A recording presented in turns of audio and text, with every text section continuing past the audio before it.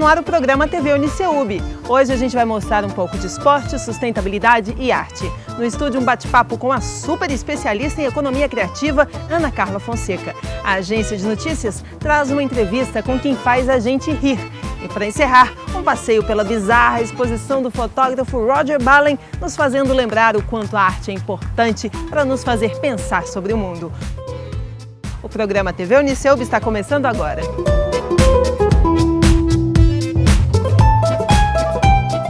É difícil escolher a melhor história, mas hoje nós vamos contar a trajetória do professor Sérgio Adriano Gomes, que acabou de levar para casa o prêmio de melhor profissional do ano no Brasília Capital Fitness, o maior evento de educação física do centro-oeste do país. Uma forma de celebrarmos o Dia dos Professores, mostrando o esforço e os méritos dos profissionais que dedicam sua vida à educação. A entrevista ficou por conta do aluno de jornalismo Gabriel Lima. Minha carreira como profissional de educação física, ela sofreu uma forte influência de uma educadora no Rio Grande do Sul, na escola onde eu estudava, no ensino fundamental. A professora Heloísa, que era atleta de voleibol da seleção gaúcha, ela influenciou a mim e a todos os estudantes, né, todos os seus alunos.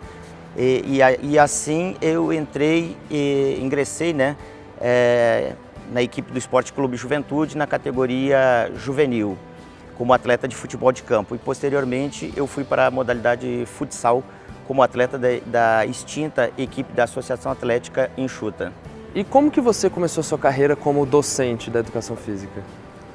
Eu concluí meu curso de educação física na Universidade de Goiânia, né? Na Exefebo. E lá, após concluir o curso, eu fiz minha pós-graduação. Ao findar a minha pós-graduação, eu fui convidado a compor o quadro temporário de professores daquela instituição. Ali se deu o primeiro passo, onde eu já comecei lecionando no ensino superior as disciplinas de futebol e de futsal. Certo. E quando que você veio para o CEUB? Como que foi essa sua transição de Goiás para aqui para Brasília? Certo. Eu mudei de Goiânia para Brasília a fim de fazer o mestrado aqui em Brasília. Terminei o mestrado e aí entrei no corpo de professores do curso de Educação Física do Uniceub. Fui convidado pelo professor Marcelo Boia a ministrar a disciplina Pedagogia dos Esportes Coletivos, a qual eu estou até hoje, né? Então já fazem 10 anos que eu estou na nossa instituição de ensino. Bom, no final de setembro você foi contemplado, né, com o maior prêmio do Centro-Oeste de Educação Física. Conta um pouco pra gente desse prêmio e como foi a sensação de receber um prêmio dessa magnitude. Esse prêmio ele advém do Brasília Capital Fitness, que é o maior evento esportivo que nós temos na região centro-oeste do Brasil. Ele é um dos maiores eventos aí da América Latina também, e ele premia o melhor profissional do ano por categoria. Eu tive a felicidade de vencer, né, juntamente com a minha instituição, o Uniceub, o prêmio de profissional do ano na categoria ensino superior. E qual a importância desse prêmio na sua carreira? Bom, Gabriel, esse prêmio ele é muito importante individualmente, a gente reconhece isso, mas a gente tem a ciência que esse prêmio é uma construção coletiva. É uma construção coletiva e eu levo muito isso, nesse caso da docência do ensino superior, pelos professores que nós temos na instituição, pela coordenação que nós temos. Então, ele é um prêmio de ordem individual, mas ele foi construído coletivamente. Então, Sérgio, muito obrigado pela entrevista, a gente agradece muito a sua presença e parabéns pelo Dia do Professor, né, que a gente comemora hoje. Gabriel, agradeço suas palavras e nós, todo cidadão deve agradecer os seus professores. E eu, neste momento, também gostaria de agradecer todos os professores que eu tive ao longo da minha vida. Esse prêmio que eu recebi, dedico a todos os meus colegas do Uniceub, todos os professores e a todos os professores que eu tive ao longo da minha vida.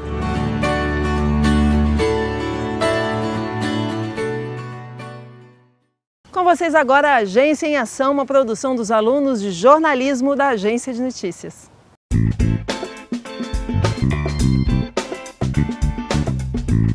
Olá! Começa agora mais um Agência em Ação e o destaque dessa vez vai para cultura. Você sabe o que é arte circense? E com quanto você contribui no chapéu no final de uma apresentação? Como é essa arte aqui no DF? Nós conversamos com Gabriel Marques, artista circense, e ele utiliza as ruas como palco. Ele faz parte da companhia Circênicos e nos explicou um pouco como é a rotina dele.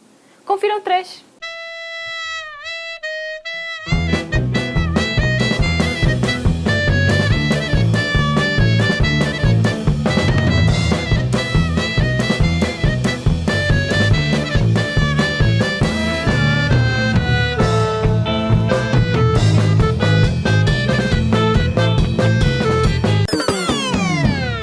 O que é a arte circense? Bom, uma arte milenar, né? Mais de 4.000 anos de história. Acho que o circo é bem amplo e hoje o conceito já fundiu com a dança, fundiu com o teatro, fundiu com o cinema. Então é uma arte bem integrada hoje em dia.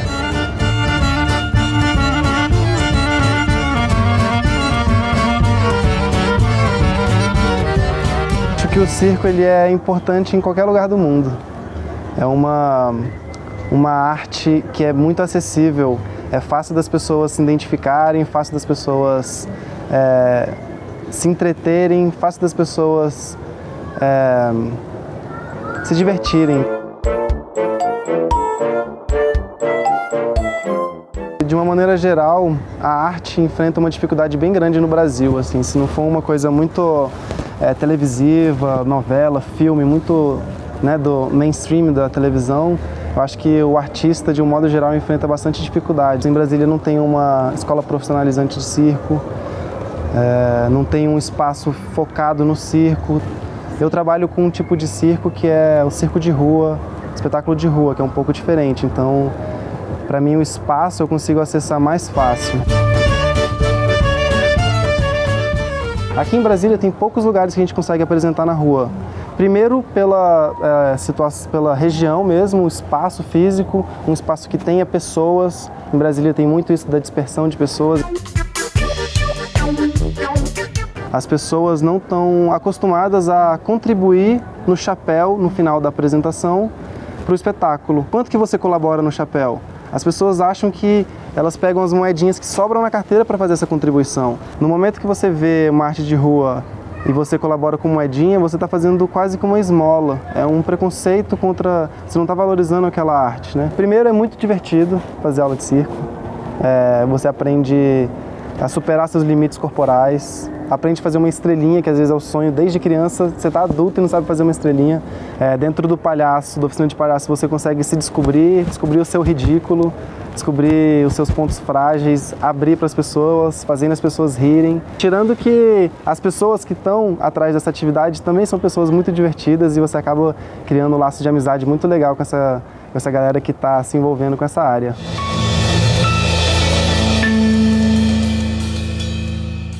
E aí, gostaram? Confira a entrevista inteira lá no nosso site. Compartilhe e comente nas redes sociais. Tchau, tchau. Até a próxima. E no próximo bloco, uma entrevista com Ana Carla Fonseca, uma das figuras mais importantes do país em se tratando de economia criativa. Você não pode perder, a gente volta já.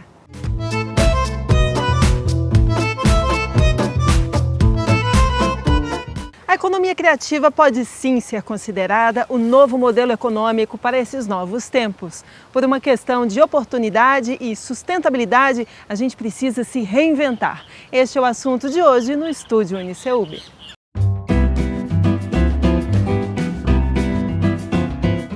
A criatividade deixou de ser apenas uma característica pessoal para se transformar em fonte de riqueza.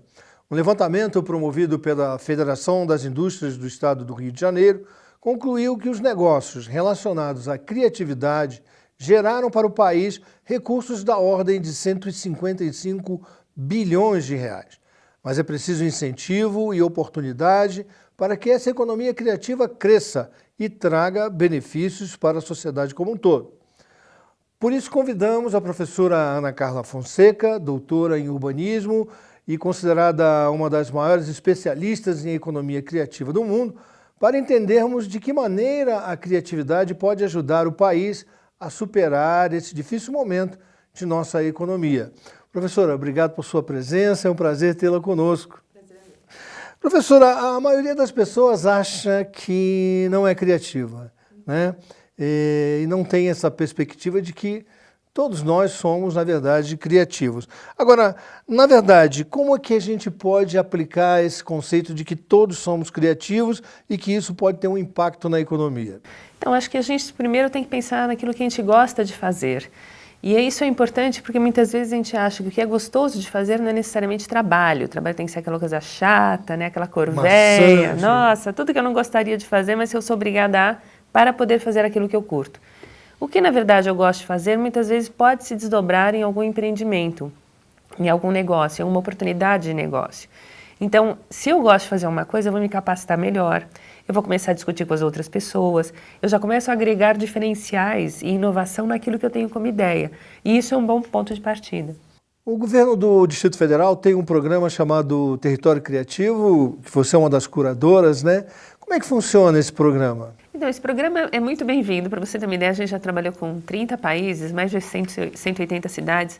E esse programa tem uma delicadeza de considerar ao mesmo tempo o que é uma base física, que é um hub, num anexo à Biblioteca Nacional, um lugar precioso, porque é super próximo a tudo, e uma atuação muito presente em 14 regiões administrativas, fazendo oficinas, fazendo divulgação de conhecimento, tentando articular negócios que já existem com novos empreendimentos, fazendo com que as pessoas eventualmente consigam formar redes a partir desse negócio. E além dessa questão do físico e do geográfico distribuído, também é um cuidado em se considerar, por um lado, toda uma safra de jovens potenciais empreendedores, independentemente da idade, mas como negócio, como espírito, que é justamente o que você perguntava. Então, dando oficinas de capacitação em direito de propriedade intelectual, em branding, em comunicação, em como eu lido com o futuro do trabalho, mas também selecionou 3 setores como um primeiro piloto, que são moda, audiovisual e música, e esses 3 setores vão receber para 5 empreendimentos selecionados por um comitê curador muito rigoroso, uma aceleração, uma capacitação plus, um programa sob medida que trabalhe toda a cadeia e os deixe prontos, inclusive, para apresentação de pitching a investidores.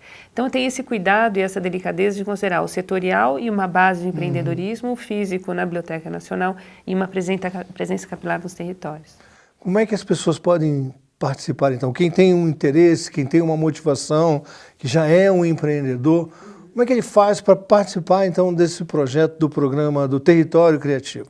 Então, ele pode participar acompanhando, inclusive, a programação no Facebook, Território Criativo DF. Na página, no site da internet, a gente tem territoriocriativodf.com.br, tem toda a programação. Todas as atividades são gratuitas. E tem uma outra forma de participação que é muito bem-vinda, que é a ocupação do espaço do anexo à Biblioteca Nacional.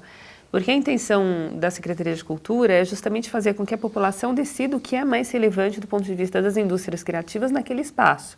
De modo que eu imaginaria, sendo alguém daqui, que eu gostaria de levar o meu recado para lá, desenvolver uma oficina, fazer um encontro, utilizar as estações, inclusive, a internet, marcar reunião lá, porque a partir do momento em que haja uma ocupação da população de modo geral, inclusive isso dá o tom de quais podem ser as próximas fases do próprio projeto. Certo.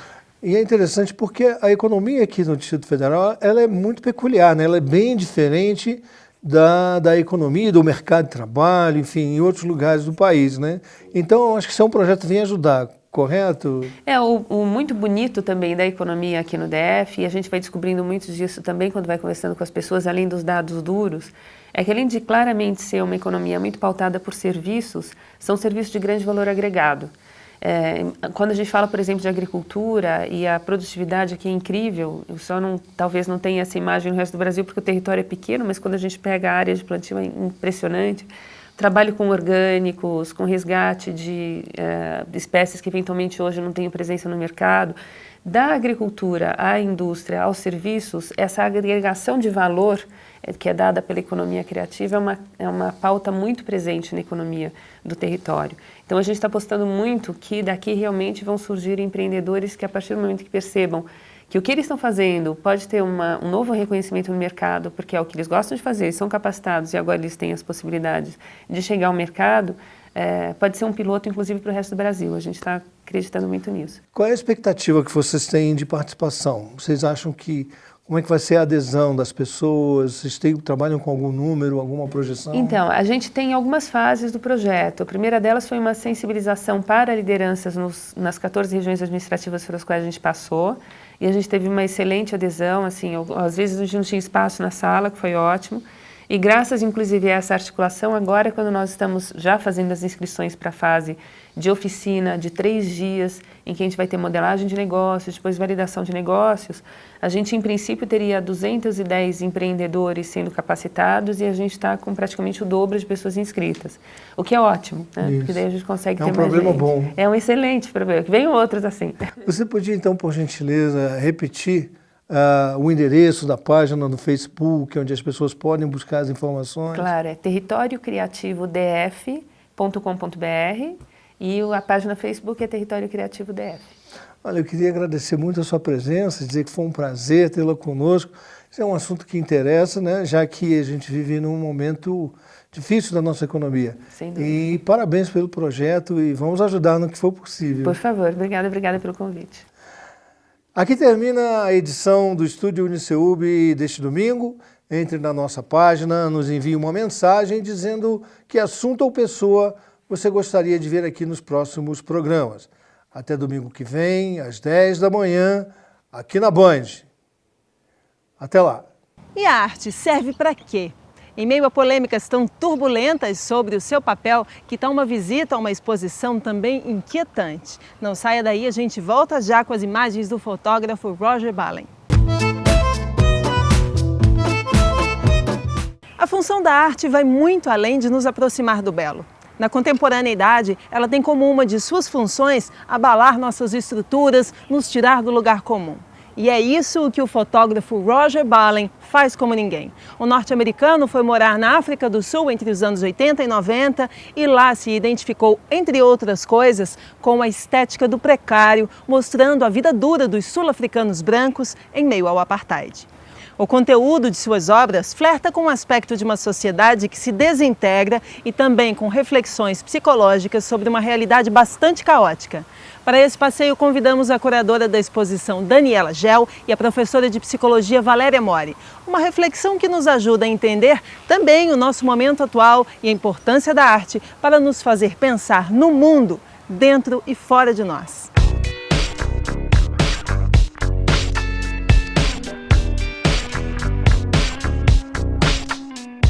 Roger Balen é um fotógrafo americano, nascido em Nova York, que imigrou para a África do Sul nos anos 80, onde ele desenvolveu a maior parte do trabalho dele. Inicialmente, o trabalho tinha uma linguagem documental, num determinado momento passou a ser uma mistura de documental e teatralidade, o retrato e o tablô, e mais tarde houve uma nova mudança e aí o trabalho todo se baseia nas imagens do imaginário. São 9 séries apresentadas aqui em Brasília? Exato, a exposição ela é uma retrospectiva, ela mostra desde os primeiros anos do trabalho do Roger Balen, quando ele estava realmente iniciando, buscando a sua linguagem pessoal e vai evoluindo até chegar na última série. Essa última série, a 9ª série, ela está sendo apresentada pela primeira vez, é completamente inédita aqui no Brasil.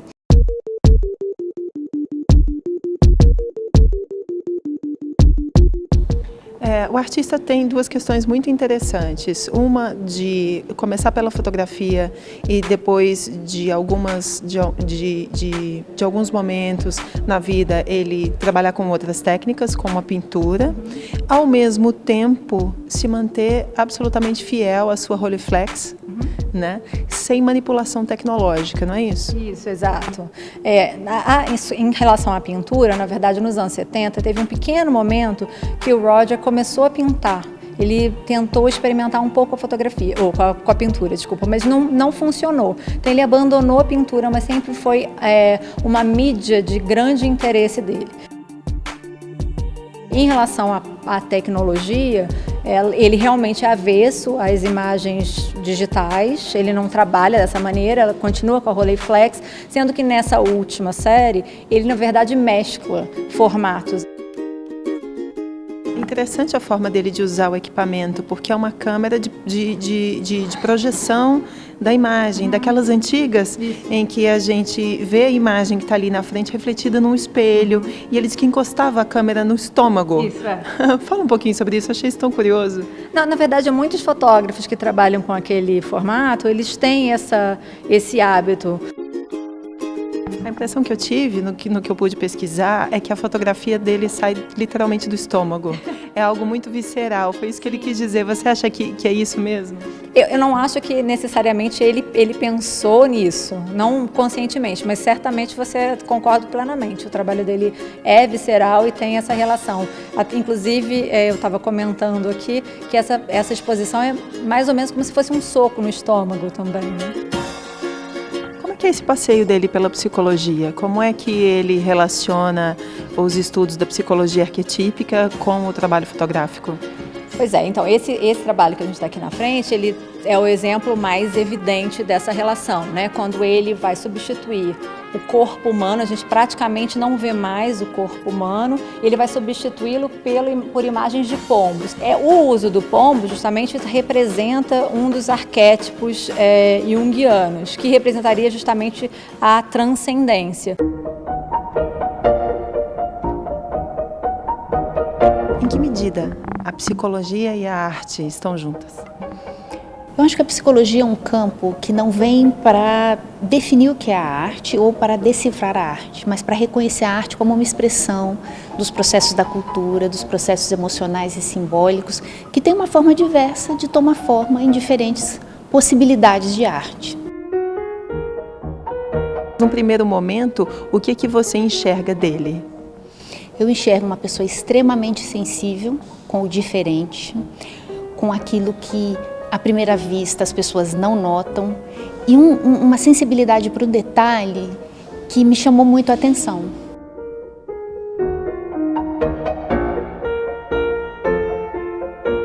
Roger Ballen, além de ter estudado fotografia durante muito tempo, flertou com a psicologia em profundidade. Ele estudou a psicologia arquetípica de Jung e traz para suas obras arquétipos. Para quem está em casa, o que são arquétipos? Eu acho que penso que o arquétipo é, na verdade, uma forma de tentar representar simbolicamente os processos da cultura. Eles não têm uma forma universal de expressão da cultura, porque o simbólico nunca é uma expressão explícita e uma expressão direta de diferentes processos humanos.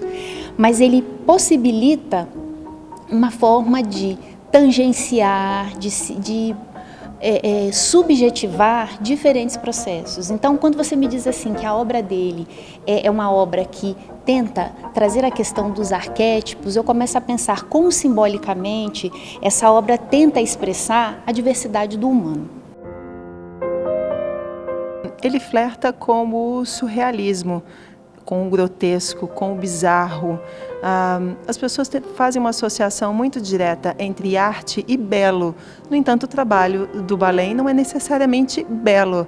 Ele nos pega de outra forma. Como é que você enxerga isso? Eu acho que ele retrata a vida, porque a vida não é só bela. A vida, ela vai implicar diferentes processos que não necessariamente são bonitos, são confortáveis. Eu acho que a vida é uma tensão permanente e que vai nos levando para caminhos muito diversos e que implicam, às vezes, processos muito sofridos. E, mesmo que sofridos, abrem novas possibilidades, novos caminhos. Uma das fotos, um dos recortes que ele faz de um ambiente privado é um quarto. Por que essa obra te toca? O quarto com aqueles fios, né? Porque quando eu olhei essa obra, eu até comentei, eu jamais teria a sensibilidade para pensar naqueles fios, né? Como eles vão tomando forma, como uma teia. Isso me faz um paralelo com a própria teia que é a vida. Ele fala que algumas das suas melhores obras são as obras impossíveis de serem explicadas. Ele está flertando o tempo todo com o caos, que tem uma relação direta com a questão do inconsciente. Como é que você enxerga isso na obra? Eu acho que, na verdade, o decifrar parte de cada um de nós. Eu acho que a intenção nunca é decifrar o artista, mas é decifrar o que a obra dele provoca como processo subjetivo em nós.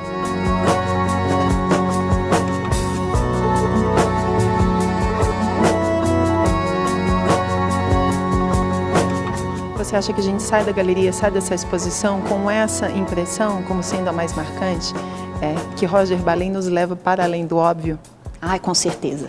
Com certeza. Ele é extremamente provocativo em todos os quadros, extremamente. Eu acho que ele, a ideia, a sensação que eu tive a todo momento que eu passei aqui na galeria é que eu era chacoalhada. Pensa sobre isso. Olha como é isso. Presta atenção. Eu acho que é essa coisa que está por detrás do que ele me mobiliza com esse tipo de trabalho.